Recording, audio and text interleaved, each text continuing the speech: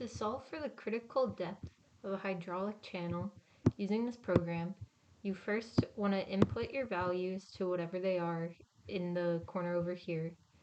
And it has the values to change it for if you're working with English units. So for example, this could be 32.2, and then you could change this to 1.49. If you were trying to find the critical depth using this program, you would first go over to this difference and then go to data, click on solver, and then select your objective.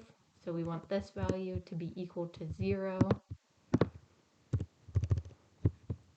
We want to get there by changing this value. And then you click solve, okay, and then it should change your value for you. And the difference should be pretty close to 0, if not exactly 0. And that's how you use this program.